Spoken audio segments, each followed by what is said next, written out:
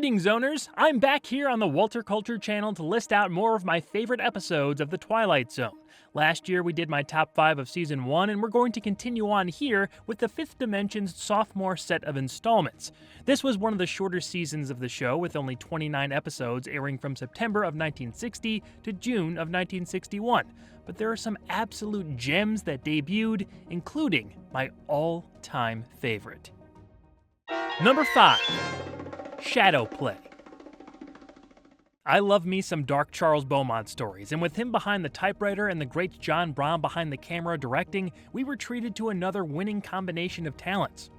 A man named Adam Grant is on trial for murder, but insists to anyone who will listen that he's lived through this countless times as a recurring nightmare with no escape, always dying by electric chair before everything resets at midnight.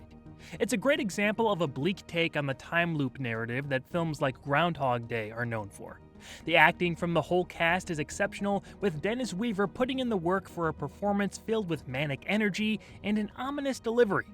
The camera work of George T. Clemens is also a highlight, with excellently executed compositions, lighting, and movements that brought the production up another level. This is an episode you shouldn't sleep on.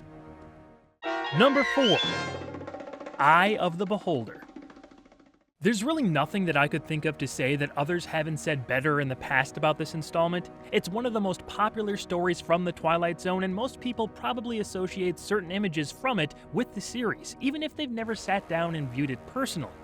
A medical patient by the name of Janet Tyler has just gone through her umpteenth surgery to normalize her disfigured face. If it doesn't work, she'll be apprehended by the state and permanently removed from society. Thick bandages obscure her features for just a while longer before her hopefully healed face is revealed.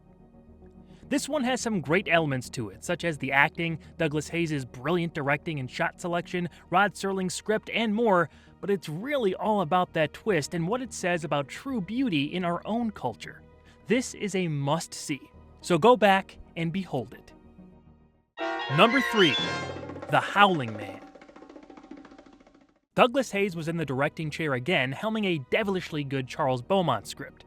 It follows David Ellington, a man who loses his way in a walking trip before being trapped in a bad storm.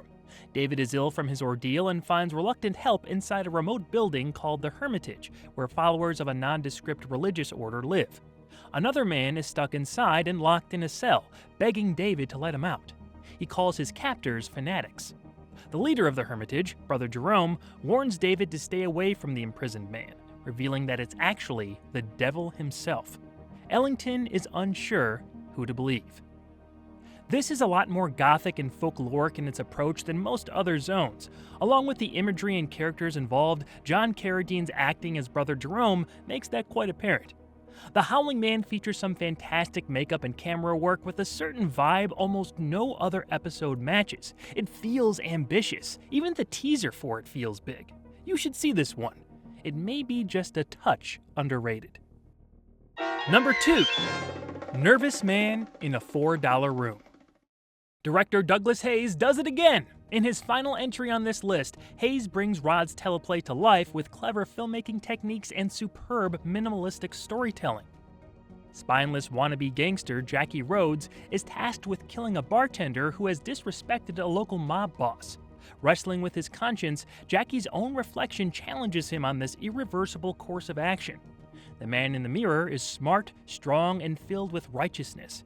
He chastises Jackie for every bad decision he made in his life, hoping to take control of their situation to avoid another wrong step. Joe Mantell might just give the best performance of the series in this. He's absolutely incredible as both versions of the same character. Being able to play off himself live through rear projection in the mirror, Mantell believably engages in sincere conversations. I absolutely love this one, and I think it's well worth a look. Number 1. The Obsolete Man. My favorite ever, the top of the top, the best of the best. It's not only the strongest episode from Season 2, it's the height of the whole Twilight Zone.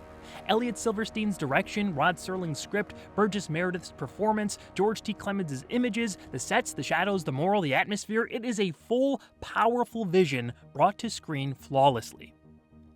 Romney Wordsworth is a librarian on trial by the totalitarian state, accused of being obsolete. The Chancellor is disgusted by Wordsworth's love of books and faith in God. He sentences him to death and lets the defendant choose the method of execution. Romney chooses to be killed live on television for the whole nation to see. However, he is granted a request to tell an assassin how he wants to die and to keep the knowledge to himself.